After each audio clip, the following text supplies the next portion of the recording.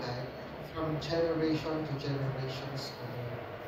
Maraming salamat sapagkat ang iyong pagmamahal, maging ang iyong salita, Panginoon, ay hindi nagmamaliw.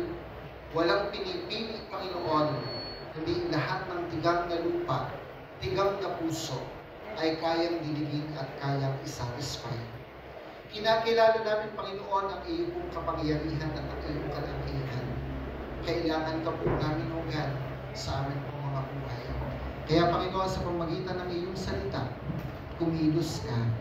Gawin mo, Panginoon, ang layunin mo sa hapong ito, O Lord, upang palakasin ang mga kabataan, upang hindi kami, Panginoon, mag-solo, kundi, Panginoon, makita namin kami kabilang, at kami, Panginoon, ay partner, O God, sa destiny, Panginoon, na dapat namin lakaran. Thank you, Father, hindi aksidente na nandito kami. Hindi aksidente, Panginoon, ang bawat churches na nakatipon dito. Hindi namin, Panginoon, tinitingnan ang kalakihan o ang kaliitan. Ang tinitingnan namin, Panginoon, ay ang kalakihan mo at ang pagmamahal mo. Thank you, Father, to you all the praises, to you all the glory. In Jesus' mighty name we pray, shall we all say, Amen and Amen. Palakpakan natin si Lord. Come on, the best of praise. Ating mong ibig yun pong oras na ito na parang nakakaantok at ang init ay parang nakakapamliit ng mata upang ang ating mga mata ay sumara at tumulog. Ano po? Pero sabi nga, laban lang. Sabi mo sa iyong katabi, laban lang. Walang urungan. Sige po, sabihin nyo, walang urungan. Walang tulugan. Yan. Ano po? Praise God. Okay, so, if you are familiar, dito po sa mga word na ginamit po natin, partners in at saka po destiny. Pag sinabi kong partner, ang ibig sabihin po nito, a person who takes part in undertaking with another with shared risk and benefits. So, ibig sabihin, kapag ka ikaw ay isang, ibinilang mo ang sarili mo bilang isang partner, ay meron kang understanding doon sa kapartner mo. At hindi lamang understanding or pagkakaunawaan nyo sa kapartner mo, kundi dapat alam din natin na ito po ay may kasama at kaakibat na shared responsibility at ganoon din naman po sa benefit. So, ibig sabihin, may risk at meron din pong benefit. Okay? So, maraming tao kapag ka po iniisip na magka-partner, ang laging iniisip ay tagumpay. Sa bagay, maganda pong motivation yon na kapag ka magsasama kayo, ay iniisip mo na magkakaroon ng katagumpayan. Pero hindi naman ho laging katagumpayan ang meron ito. Marami itong aral na kaakibat. Kaya sabi doon ay dapat willing ka doon sa risk. Ibig sabihin ng risk ay pwedeng maganda ang resulta, pero pwede rin hindi maganda ang resulta. Ang importante, open tayo na matuto sa mga pagkakamali at sa mga pangit na bagay at willing tayong mag-move forward. Taglay naman po yung mga magagandang nangyari sa buhay natin. At ang sabi doon ay meron po itong benefit. Kasi meron pong kayang gawin ng isa, pero mas higit ang kayang gawin kapag ka naging dalawa. How much more kapag ka po ito'y naging tatlo at higit? Ano po? At ang sabi po doon ay partner, sabi po sa Tagalog ay pagpapari sa isang layunin. So, ibig sabihin, kaya tayo nagtagpo-tagpo dito para ang puso natin ay pihitin sa iisa lamang pong layunin. Ano po? Bagaman ilang churches tayo dito, huwag nating isipin na tayo po yung magkakaiba. Ang layunin ng ating Panginoon sa atin ay iisa lang. Sabi mo sa iyong katabi, iisa lang. Iisa lang. At pag sinabing destiny, the predetermined, usually inevitable or irresistible course of events. Ito ho yung kapag ka ikaw ay pumapasok at gusto mong maging nurse, ang pagdadaanan mo ay yung lahat ng pagdadaanan ng pagiging nurse. Ano po? Kapag ka ikaw ay gusto mong maging abogado, hindi pwedeng ang iyong pagdadaanan ay papaano matutong mag-swimming. Kundi dapat ang pagdadaanan mo, yung talagang natural na pagdadaanan ng pagiging abogado. Ganon din po ang pagiging Kristiyano at magka-partner tayo dito, na sa pagiging Kristiyano, hindi pwedeng gusto mong makasunod kay Lord, pero ayaw mong pagdaanan ang proseso ng sumusunod sa ating Panginoon. Parang malayo yata po yung parang ganito, gusto mong pumunta sa langit, pero ayaw mo ng proseso mo pumunta sa langit. Gusto natin shortcut na. Ano po? So walang responsibility yun. Wala ding risk doon. Pag sinabing destiny, there is always a risk, but there is always a benefit behind those risks. Ano po? So sabi doon, tayo'y magka-partner. So ibig sabihin, hindi talaga hadlang na naririto tayo kahit magkakaiba tayo ng church, at hindi rin po aksidente na kayo ay under ng mga pastor ninyo. Do you think aksidente ang pastor na sila ang naging pastor nyo? Si Pastor Bimbim kaya at si Pastor Errol, aksidente na sila ang pastor dito sa Tuwi? Si Pastor Mark at si Pastor Don kaya po aksidente na sila ang pastor doon po sa Dahab Lipa? Aksidente rin kaya ang inyong lingkod at si Pastor John na sila ang pastor ng Levi's of Christ? Ako po'y naniniwalang hindi. All those things were orchestrated by God. Ang Diyos ang nag-design nito, ang Diyos ang naglagay sa kanila, at kung alam nyo hindi aksidente na sila ang pastor nyo, hindi rin aksidente na ikaw ay nasa church nila. Hello? I'm telling this to you not to brag about your church. Hindi para ipagmalaki mo yung iyong church, kundi para malaman mo kung paano ka kikilos ka-partner ng pastor mo at ng church mo. Amen? Sapagkat ako'y naniniwala, may gustong gawin ng ating Panginoon. Pero sabi nga doon, mas magandang makakakilos ang Panginoon sa pamamagitan natin. Sapagkat ang Panginoon is working in you bilang mga kabataan, and God will work through you. Kumikilos ang Panginoon sa loob mo, sa iyo, sa sarili mo, gaya ng binanggit kanina ng isa nating kapatid na nag-testify dito, binabago siya ng Lord. Hindi naman perfecto ang kanyang buhay, yung mga pangit na nakaraan, hindi pala yun ang mahalaga. Ang mahalaga yung ginagawa ng Panginoon sa buhay mo ngayon. Amen? So dahil dito, hindi aksidenteng dinala kayo ng Panginoon doon sa church na kinakabilangan po ninyo. So ibig sabihin, walang paligsahan dito. Hello? Sabi ng iba, Pastor, kukunti lang kami. It's okay. Hindi naman ang pinag-uusapan dito ay marami pa kayo o kukunti kayo. Ang pag-uusapan natin dito ay papaano kayo magiging partner ng pastor ninyo para ang pinapagawa ng Panginoon sa church ninyo, which is unique, walang kaparehas, pero iisa ang layunin. Hello? Buhay pa tayo? So dahil dito, ang ating Panginoon, hindi aksidente na nandiyan kayo sa church ninyo. Sabi mo sa iyo katabi, hindi talaga aksidente. Amen? Pwede ba makarinig ng malakas na amen? Yeah! Ayan, praise God. Okay ba, students? Nakakatuwa yung mga sagot. Amen! Okay. So, ang sabi ng Ecclesiastes chapter 4, verse 9, two are better than one. Ang dalawang tao ay higit kaysa iisa because they have good reward for their toils. Pag sinabing good reward for their toils, ang ibig sabihin, they work hard. Ano po?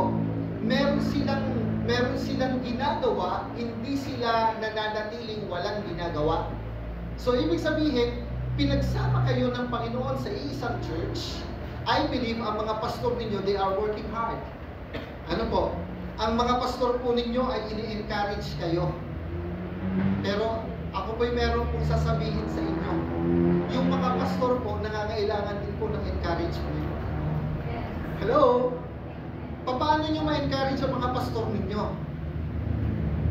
Naalala ko nung isa sa leadership namin, nagbaba ako ng heart ko. Sabi ko sa kanina, you want to encourage me? Yung tinuturo namin sa inyo, lakaran ninyo, gawin ninyo. Kadalawa, yung natutunan ninyo, i-post ninyo. Bakit po? Sapagkat nakaka-encourage sa amin na makita kayo'y natututo. Nakaka-encourage sa amin na nakikita namin na kayo ay nadidevelop. Kaya hindi pwedeng ikumpara ng taga-Hab Tuwi ang inyong sarili sa taga-Hab Lipa. Hindi pwedeng i-compara ng taga-Haplipa at taga-Haptuwi ang inyong mga sarili sa taga-Levites of Christ. Why? Sapagkat kung paanong unique ang bawat church, meron po itong kanya-kanyang hulmahan. Kung paano ka i-develop doon sa church mo para ka maging kagamit-gamit at kapartner ng pastor mo, meron itong kanya-kanyang hulmahan. Pag sinabi ng hulmahan, nakakita na po kayo ng square. Ano po? Nakakita rin kayo ng oblong, oval. Nakakita rin po kayo ng triangle. Do you think, kahit anong gawin mo, magkakasya ba yung triangle doon sa oval? It won't fit. Yan po ang hulmahan sa church natin. Pwedeng ang hulmahan namin sa Levites ay oval, ang hulmahan dito sa tuwi ay square, at ang hulmahan doon sa Lipa ay triangle. Kailanman, bagaman nagko-complement kapag nagsasama-sama tayo, pero pagdating for the work of the ministry doon sa church ninyo, pag dinala po ang taga-hub tuwi doon sa amin, pwedeng dalubhasa ka dito, train ka dito, but you cannot function well in our church. Because there are difference pagdating po doon sa hulmahan kung paano ka hinulmahan. Okay? Kaya kinakailangan, kapag kagaling ka dito, at doon ka sa amin mananatili, kinakailangan i-train ka ulit namin para magbago yung mindset mo kung ano ang mindset doon sa loob ng church. But, we can complement in the kingdom. Sapagkat hindi lahat ng shape ay oval. Amen? Hindi lahat ng shape ay triangle. Hindi masaya ang mundo kapag lahat bilog. Kinakailangan minsan kapag doon sa isang pinagsama-sama mo, kinakailangan iba't iba ang nakikita ng tao. Kaya lamang nagko-complement sa iisa pong destiny. Okay? So sabi doon, two are better than one. Kaya yung sinasabi kanina nung isa nating kapatid, na ang feeling mo you don't belong. Then I tell you today, sa harapan ng Diyos, pasusubilian ng Panginoon, hindi ka nag-iisa. Amen? Hindi ka nag-iisa. Sasamahan ka at ang Diyos ay magdadala ng mga tamang tao na kung saan ay handa rin sumunod sa ating Panginoon para ka-develop. Mahal ka ng ating Panginoon at may plano kang doon. So you encourage your pastor. Bakit? Sapagkat malimit tayo, ang nakikita naman natin sa mga pastor natin, ang tapang-tapang naman ni Pastor Vin. Ang higpit. Ano po? Baka po pagka nagpunta kayo doon sa amin, sabihin nyo naman, ang higpit din pala ni Pastor Vin. Baka pagka nagpunta kayo doon kila Pastor, ang higpit din pala ni Pastor Don. Sapagkat meron ibang kahigpitan, pero wag nyo mami-misinterpret na yung pagiging mahigpit ay dahil gusto lamang kayong pakialaman. Kundi yung kahigpitan ay gusto kayong disiplinahin sa isang tamang paraan ng pagdidisiplina upang kayo ay ma-develop into a person being used by God for this ministry. Amen? Amen? So, kapag ka-partner ka, ang ibig sabihin, hindi mo gagawin ang isang bagay nang dahil gusto mo lang, na hindi mo isinasaalang-alang yung partner mo. Okay? Not doing your own, but submitting to God. Naalala ko po, pag tinignan natin yung tinatawag na partnership, ang isang binigay ng ating Panginoon na magbibigay ng magandang illustration sa partnership, ay yung sabi ng ating Panginoon, sino ba sa inyo nahihirapan lubha? Come to me, those who are weary and heavy laden. Ano po, and I will give you rest. At ang sabi ng ating Panginoon doon, kung kayo'y lalapit at kayo'y makikipag-partner kay Lord, take my yoke upon you. So meron palang yoke. Ang ibig sabihin, hindi ka gagawa ng isang bagay na hindi itinuro sa iyo at hindi mo gagawin ang isang bagay dahil gusto mo lang mangyari. Ganun pala ang magka-partner. Ano po? So kapag dating sa church, sino ang magka-partner? Ang itinalaga ng Panginoon para mag-lead sa church ay ang pastor. Ang itinalaga ng Panginoon para makapartner ng pastor ay kayo.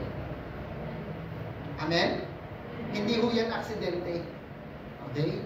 At ang sabi doon, kapag kayo, kung sino ang nakakaalam, makinig po kayo kung sino ang nakakaalam kung paano gawin, siya yung maglilid. Yung tao naman na hindi alam kung ano ang gagawin, siya yung ililid. Pero magkasabay sila sa paglakad sa buhay. Para sa ganon, habang lumalakad, yung takbo ng buhay, hindi mo susuluhin. Kundi meron kang kapartner yung pastor mo. Na magkasama kayo sa iyo. Magkasingaw po kayong dalawa. Ang ibig sabihin, tuturuan tayo ng ating kasi yung baka, hindi yun ang Lord. Amen? Gusto ko po makita po ninyo ito kasi baka sabihin ng iba, pastor, di ba ang Lord yun? Pagka ang dalawang baka, pinag-partner mo, meron hong nagmamaniobra ng baka. Hello? Nakakita na ba kayong dumaan dyan? Pagkatapos ay yung anong tawag doon? Yung nagbebenta ng mga bilao, nagbebenta ng mga upuan, dumaan. Minsan, kapag maraming karga, dalawang baka ang nakalagay. Magka-partner po yun. Ang purpose nun, nakala natin, para maalwanan lamang yung baka. Pero hindi natin alam behind that. Ang purpose, merong isang batang baka na hindi pa maalam humila ng karitela. Hindi siya maalam. Kaya ang gagawin doon, on process na sila nagtatrabaho, papartneran niya yung isang hindi maalam ng maalam na. At yung yoke nila ay pagdudugtungin para kapag gustong kumawala ng bata, hindi siya makakawala doon sa direksyon na dapat nilang puntahan hanggang sa ito'y kanyang matutunan. Ganyan po sa church. So yung dalawang baka na yun, hindi sila gumagawa ng gusto nila. May nagmamaniobra sa kanila, meron silang amo, at pagkatapos sasabihin ng sinasabi kapag katatakbo na. Hiya, kabayo yung tayo ang gusto. Baka biglang makatakbo yung baka. So, ginaganon po nila. Aadar po, tapos, boo. Okay? So, hihilahin sa kaliwa, yung maalam na baka, hihilahin pa kaliwa at pakaliwa. Pakaliwa po ninyo, pakaliwa ninyo. So, yung baka na bago pa lamang na hindi maalam, susunod pa kaliwa. Pag hinila pa kanan, susunod din yung baka hindi maalam papunta sa kanan. Ngayon, on the long run, yung lahat ng natutunan ng matandang baka na isasalin at natututunan ng batang baka. May nagmamaniobra sa likod kung paano sila matuto. Yun ay ang Lord. Ang matandang baka, hindi ko sinasabing kapag nagalit kayo sa pastor ninyo, ang baka talaga ni pastor. Hindi ko yun. Kundi, ang sinasabi ay, kung binigyan ng Panginoon ng kamalayan at ng kaalaman ang mga pastor ninyo sa mga bagay na pinapagawa ng Lord dito sa church, kinakailangan mag-partner kayo sa kanila upang ang pinapagawa ng Panginoon sa kanila ay magawa sa church po ninyo. Amen? Alam niyo po, ang sarap sa isa pong church kapag po ganyan. Nakikipag-partner ka sa pastor ninyo, may risk, pero may benefit. Okay? So ngayon, ano ang purpose of becoming a partner? Bakit kinakailangan mo ulit partner? Number one, to train you. Para matrain po kayo. Alam niyo po yung mga pastor, hindi naman po sila sasabihin nila na, okay, gusto ko kayong maging leader para sa ganun uutusan mo kayo. Hindi po eh. Ang kauna-unahang purpose ng mga pastor ay ang makita kayong lumalago at makita kayong natitrain. Okay? Kaya ang Panginoon nagbigay naman ng biyaya, sabi sa Ephesians chapter 4 verse 11, and He gave some as apostles, and some as prophets, and some as evangelists, and some as pastors and teachers. Kasama pa ang pastor? Kasama ang pastor sa binasa? Okay. So dahil kasama doon, ibinigay ng Panginoon ang mga pastor. At ang purpose niya, for the equipping of the saints for the work of service. Para ang mga saints po, ang mga mananampalataya, ay ma-equip. So, ibig sabihin ng ma-equip is to train you. Ibinigay ng Lord ang biyaya sa mga pastor para sila makapagpastor at ang purpose para ma-train po kayo. Okay? Yan ang reason kung bakit minsan mahigpit ang mga pastor. Mga kabataan, huwag niyong ma-misinterpret ang disiplina at ang pangingialam. Maraming mga kabataan ang umaalma at sasabihin, pinapakialaman talaga kami ni pastor. Pakialamero talaga at pakialamero si pastor. Huwag niyo misinterpret yun. Ano po? Iba ang disiplina at nangangailam. Ang disiplina ay may purpose para ka matrain. Ang nangingialam, walang purpose. Gusto lang pakialaman ka. Amen? Pero kung ang pastor ninyo mayroong purpose na someday may pakitain, alam niyo po, pagdating po sa church sa mga kabataan, hindi po namin ang mga tinitingnan at tinitreat na kabataan lang. Tinitingnan po namin sila mga potensyal na mga magiging pastor, potensyal na magiging worship leader, potensyal na magiging Bible teacher. Yan po ang mga tingin po namin sa kanila. At kung train po sila at tinitrain po namin sila with tough love. Ano ibig sabihin doon? Pag sinabing tough love, kahit masaktan ka, tutuloy namin ang pagdidisiplina sa inyo para matrain kayo. Amen? Dapat po malinaw po yan. That is how you train. So sabi doon, for the equipping of the saints for the work of service. Yun pala ang purpose ng ating Panginoon. You are partners in destiny. At kung naging partner ka, ang destiny ninyo ay you work together, mag-work kayo together for the work of service. Yun ang nais ng ating Panginoon na yung ginagawa ng pastor, tinutulungan nyo sila sa paggawa. Alam nyo po, masarap sa isang church, yung kahit isang buwan, 2 buwan, 3 buwan, wala ang pastor, ang church po ay nagtutuloy-tuloy. Bakit? Kasi may nagpapatuloy ng ginagawa ng pastor. Na parang kahit wala ang pastor, parang nadudundin siya. Dahil ang sistema na ginagawa at nilalakaran ay isa. Amen? Sino dito ang gusto na merong ganung church? Amen. Sabi nila, nga po pastor, gusto na nga po namin umalis yung pastor namin. Wag po gano'n. So praise God, mahalin ninyo ang inyong pastor, maging partner kayo sa kanila sa pinapagawa ng ating pong Panginoon. So to train you, I tell you, walang magte-train sa inyo ng ganito. Hindi ang pastor mo. Pero, punta ka sa iba. Bibigyan nila kayo ng mga ganito pong teachings, but they will never train you for life. Mapalad po kayo sa inyong pastor. Sabi mo sino katabi, mapalad tayo sa pastor natin. Amen? Sometimes kahit parang minsan hindi maganda, not in good term, not in good mood with the pastor, uunawain po natin po yun. So partner po kayo. May pananagutan tayo sa ating pong Panginoon. Kadalawa, kaya ang purpose of becoming a partner is to maximize your capacity. Sabi ng iba, pastor, ganito na lamang po ako. Alam niyo po, doon po sa, hindi ko pagmamalaki ang church namin, kaya ako po din na example. Kaya ko lang po ina-example kasi ito yung nangyayari. Okay ko ba yan? Hindi para magalingin yung church. Sa church po, meron po kami kapatiran na born again noon pong pandemic time. Sa online service namin naka-attend po ng gawain hanggang sa born again. Ngayon, yun pong ina, nasa sa worship team na. Yung anak, training na rin po namin. At yung pagiging training po nila ay nag-train po sila sa technical. And then, ang ginawa namin sa church po, hindi ko alam kung ginawa na to sa inyo, nagkaroon kami ng 7 minutes preaching challenge. Ginawa na ba dito yan? Hindi pa. Oh, sarap po. Yung 7 minutes preaching challenge, of course, hindi mo naman agad gagawin yun na, sige, mag-preach kayo. Hindi po. Kami mga pastor, may heart kami na gusto namin matuto kayo.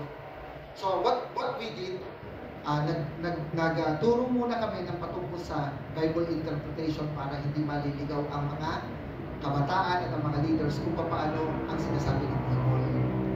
Okay? Padalawa, tinuruan sila kung paano gumawa ng outline. Kaya sa amin po, bawal magturo nang hindi ikaw ang gumawa. At bawal magturo na kinopya mo sa internet ang iyong outline. Bawal po. Kasi hindi po kayo lalaro. Patatlo, tinuruan sila kung paano tumayo sa pulpit at magturo. And that is the challenge. Maraming mga kabataan ayaw tumayo dahil hindi pa marunong. Pero by the grace of God, yung amin pong mga leader, lalo yung mga trainee, nakatayo yung posisyon. Praise God. Amen? Gawin niyo siguro dito, Pastor. Praise God. Kasi, hindi para maging well-versed, kundi alam mo kung paano mo i-handle ang Word of God na hindi mo ito pipilipitin para pag i-share mo sa iba, tama ang context mo. Okay? So, hindi ko sinabing magaling yung mga youth namin at saka yung tinituloy namin. Hindi po. Sila yung parang kayo din. At kung sinasabi namin parang kayo din, bakit namin sinasabi? Sapagkat nakikita namin ang aming sarili nung kami kabataan ng pagkatulad. Ganyan din.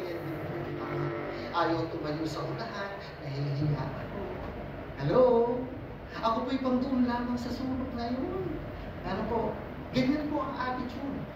Kaya lamang, kapag na-realize mo, tinawag ka ng Lord, wala kang magagawa. And if you were trained, alam mo na kapag tinawag ka ng Lord, alam mo ang risk, alam mo ang benefit kapag tinawag ka ng Lord at sumunod ka. Amen? So, to maximize your capacity, ang sabi ng Ephesians chapter 4 verse 12b, to the building up of the body of Christ. So, ibig sabihin, katulong ka sa pag-build ng katawan ng ating Panginoon until we attain the unity of the faith and the knowledge of the Son of God to a mature man, to the measure of stature which belong to the fullness of Christ. So, ibig sabihin, makakatulong ka sa pag-build, hindi ka taga-upo lang. Sabihin mo sa iyong katabi, hindi tayo taga-upo lang. Yung iba talagang sitting pretty na pwedeng 10 taon pastor, ako po'y taga-upo lang dito at taga-attend. Ha? Sino may sabi sa'yo? Hello? Pag naranasan mo ang ating Panginoon, even after 2 years, pwede ka nang magamit ng ating Panginoon. Amen? At kapag ka, Lord, ang gagamit, hindi ng Panginoon tinitingnan kung bata ka, hindi ng Panginoon tinitingnan ang nakaraan mo, hindi ng Panginoon tinitingnan kung saan pamilya ka galing, na sinasabi ng ibang, ang iyong pamilya pinagalingan ay sinumpa. Hallelujah. Sabi ng Panginoon, I can change the destiny because you have received me and you have obeyed me. Amen? Buhay pa tayo? So dahil doon, ang Lord gustong i-maximize yung capacity mo. Sino dito yung kung nasa sa training period by this time? Wala ka pa totally sa ministry pero tinitrain ka para ikaw ay maka-enter into ministry. Tinitrain. Yan. Praise God. Praise God. Okay. Kayo po, nasa sa ministry na kayo. Amen? Okay. Yung iba, nasa ministry na rin. Tinitrain. Yan. Yung mga tinitrain ano po, sa Dahab, Lipa, mga tinitrain din. Amen? Praise God. Alam niyo po, ang palad po ninyo.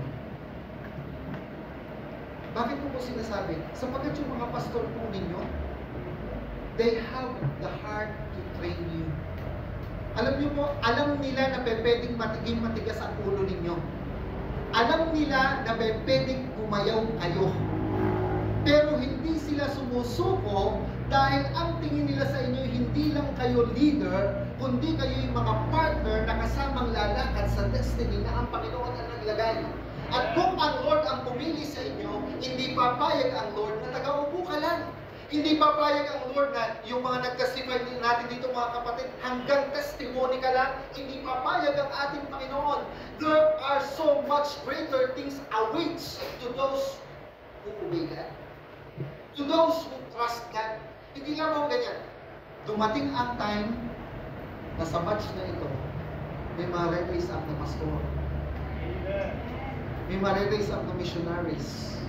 May ma-raise up na mga worship leaders. May mga ma-raise up na mga speakers. Hello? Speaker. Pag ayaw mong umalis sa upuan, speaker ka, yan ka. Hello? Pero kapag ka ikaw tinanggap mo ang biyaya ng Lord and you are willing to be trained and you are willing to maximize your capacity, hindi ka lamang ganyan. Ikaw ay isang buhay na ehemplong nagpapatotoo ng kabutihan ng ating Panginoon. Alam niyo po, sa totoo lang, ang lahat ng namin tinuturo dito ay parang kwento. Pag naintindihan mo ang salita ng ating Panginoon, when you speak, you will speak about God. Ang ikikwento mo naman talaga yung Sinasabi ng ating Panginoon, hindi ka mag-iimbento ng mga bagay na dapat i-inventuin para ka makapagkumpit sa iba at sabihin, napakaganda ng turo mo, genuine ang turo mo, special ang turo mo, kakaiba ang turo mo. Hindi ho eh. Kapag nagtuturo ka, ituturo mo is true about that. You don't have to invent anything just to be famous. Amen? So, ang Lord gusto niya maximize yung capacity mo. Pastor, paano ba minamaximize yung capacity? Ganito. Dapat bilang isang kabataan, matuto kang umupo habang nagtuturo ang pastor mo. You listen to them well. Partner with them. Pag sinabing partner with them, hindi mo lamang pinapakinggan ang sinasabi ng pastor. Tinitingnan mo rin ano ang laman ng puso ng pastor habang kayo'y tinuturuan nila. Pag naintindihan mo ang turo ng pastor at naintindihan mo ang heart ng pastor, alam mo kung paano mo gagawin ang mga bagay sa loob ng church dahil alam mo ang puso nila. Hello? Amen? Ganyan na, dahil dapat iniintindi. Kasi marami sa atin, lalo sa mga kabataan, oo, naiintindihan mo naman, nag-English, naiintindihan mo yung English ng pastor. Mali pa nga yung grammar kanina ng pastor. So parang feeling natin mas magaling pa tayo. Pero sabi ng ating Panginoon, hindi yung grammar, hindi yung itinuro lamang. You also look at the heart of the pastor para maintindihan mo sila, para kapag ka nakipag-partner ka sa kanila, iisa lang ang ginagawa mo at ng pastor mo. Amen? Hindi yung sabi ni pastor, ganito daw dapat yung ayos dito, ito. Pero sabi naman ng mga kabataan, dapat daw ito, hindi dito. Ano ba susundin talaga natin? Dito o dito? Ha? Yun lamang kung saan lang nakalagay? Pagtatalunan pa? Dapat daw yung projector dito. At dapat daw itaas-taas pa ng konti para yun doon nandito sa likod. Hayong lang pagtatalunan pa? Hello? But if you know the heart of your pastor, alam mo na hindi ka na makikipagkalo. Yes, Lord. Yes, Pastor. Pero hindi ang Lord ang pastor, ha? Yes, Lord, and yes, Pastor. Amen?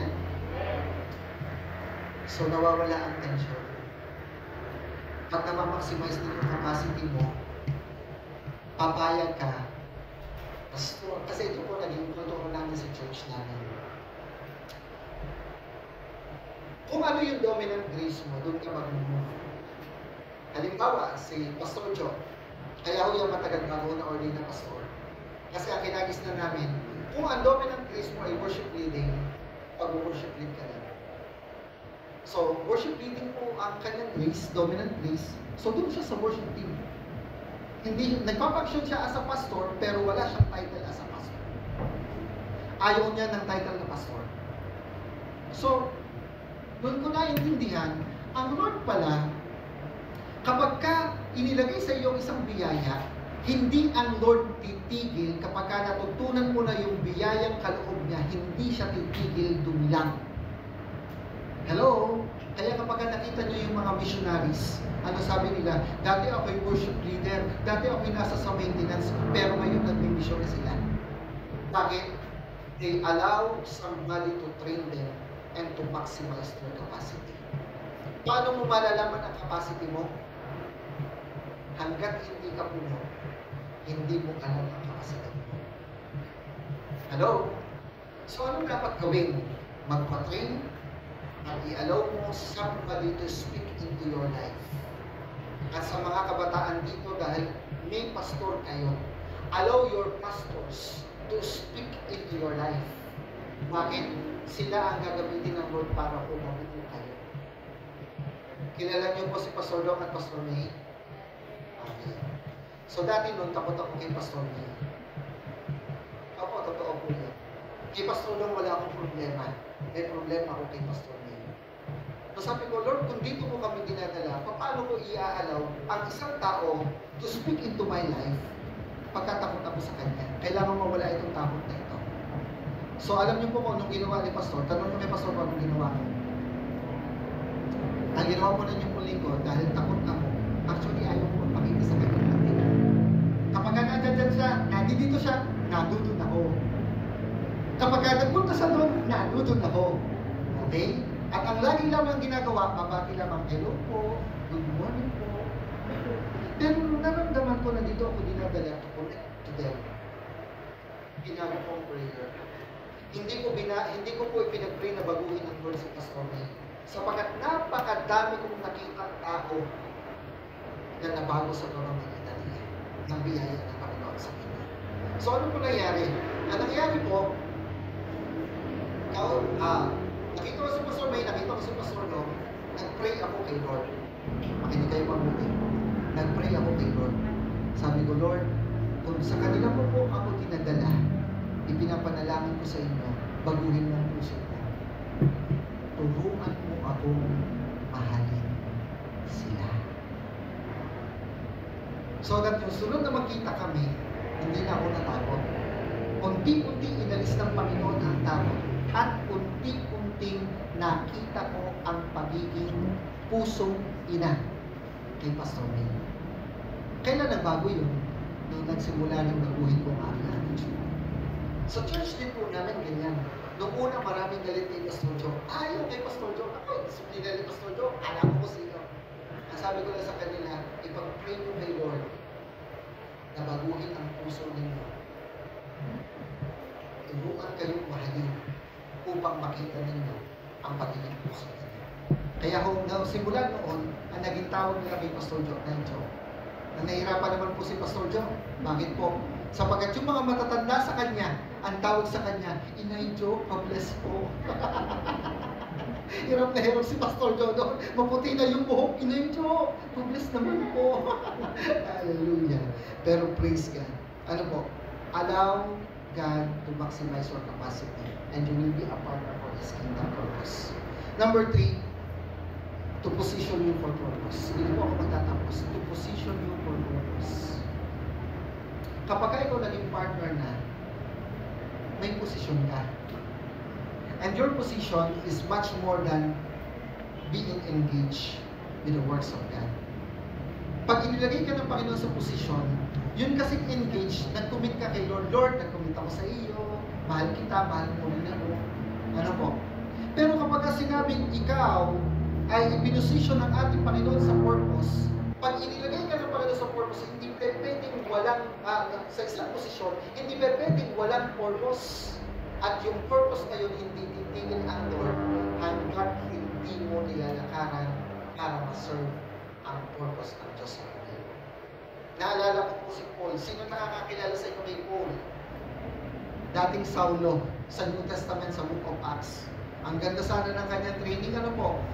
Na-train siya bilang isang Pariseo, at pagkatapos napakazilos niya doon sa kanilang faith na Judaism, at pagkatapos yung mga sinasabi ni Moses, sinusunod niya, ginagawa naman niya.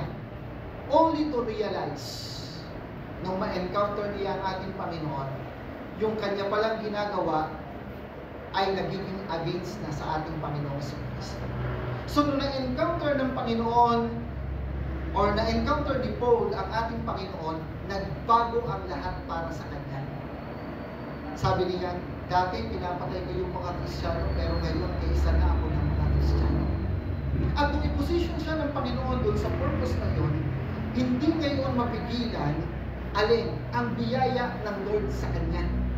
Na na siya'y nagsimulang makilala ang ating Panginoon sa Kristo at ang Lord gumamit ng tao.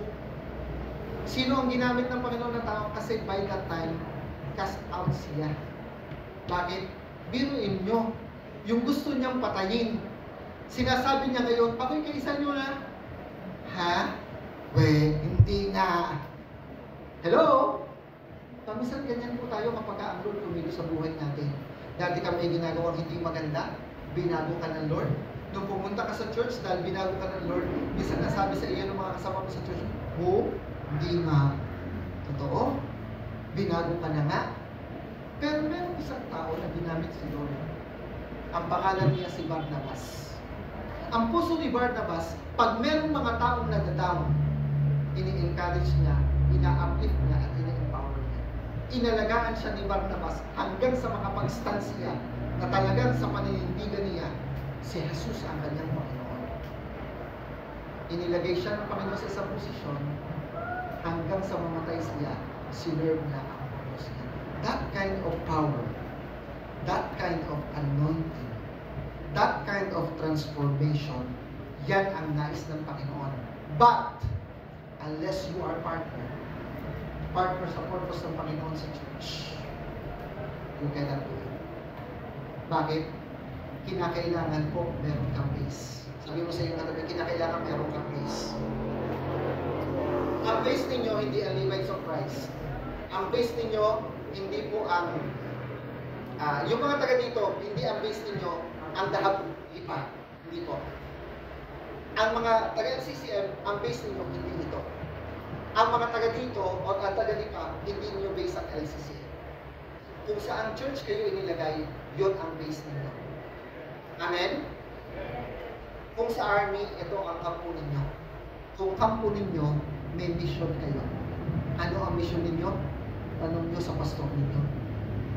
Tatay, nanay, ano po ba ang ating mission? At pag iniligaw sa inyo, be trained by it. At kapag kayo nakipag-isa sa kanila, ang sabi doon, pag ang dalawang tao ay nagkaisa, at ang maraming tao ay nagkaisa, walang makakapigil sa pagkakaisa. Nothing will be impossible with you. Amen? Because God is with us. So ngayon, pagiging partner in destiny, ang tanong ko, you want to walk alone? Ang sabi ng ating pong binasa sa Book of Ecclesiastes 4:9, ang kasunod na talata, mapalad kapag kayo'y hindi nag-iisa, sapagat kapag oras ng iyong pagkikita, may magpapalakas sa iyo. Hello? Kawawa ang taong nag-iisa sapagkat kapag na siya'y nangina, walang magpapalakas sa iyo. So you are not alone. Hindi mo rin pwede sabihin, may kasama naman ako, kasama ko si Lord. Kaya lamang po, ang design ng ating Panginoon is for the church. And church is not of one member, but church is of many members. Amen? Praise God. So ang tanong ko, willing ka ba na mag-train? Willing ka ba na ma-maximize yung biyaya ng Panginoon sa buhay mo? To maximize your capacity? Amen? At handa ka ba na iposisyon ka ng ating Panginoon para maganap ang layunin ng Panginoon sa buhay mo? Kung ang sagot mo ay amen, tayo ka sa oras na ito. Tayo ka. Alam niyo po sa experience sa kabataan, there are so many experiences in life that are so hurt. Masakit. Sino dito naranasan na mapapintangan? Taas ang kamay. Totohanan tayo dito. Ano po? Sino dito ang naranasan na maloko siya? Hello? Sino dito na naranasan mo pinagkaisahan ka? Pero alam mo, sabi ng Panginoon, lahat ng bagay na yun, tapos na. Ulitin ko po sinabi ko, lahat ng bagay na yun, tapos na. Inilalagay ka ng ating Panginoon ngayon sa isang magandang lalagyan, sa isang magandang lugar, upang sa ganon, yung plano ng Diyos sa buhay mo ay maganap niya. Kaya lamang, you cannot do it alone. With God, and together with your partners, you will be successful. You will have a victorious life. Kaya lamang, habang daladala mo ang bagahe na yan, yan ang magiging dahilan. Kaya hindi mapupush mo ang pagkilos ng Diyos.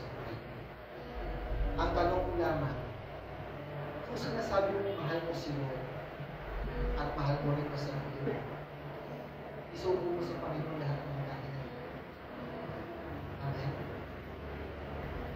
Minsan kasi may mga bagay sa sarili natin, alam mo namang nagpatawad ka na, pero kapag ka nakakanti ng konti at nakapag-usapan, bakit bumabalik? Hindi ka makalaya-laya. At kapag ka nangyari yung mga bagay ngayon, nalulugpukan na para bang, eto na naman Lord, tapos na naman ang ito para sa akin. Ayaw mo na Lord. Hanggang sa tayo sumusuko. Ngayon, you want to help in this ministry? You want to be used by God?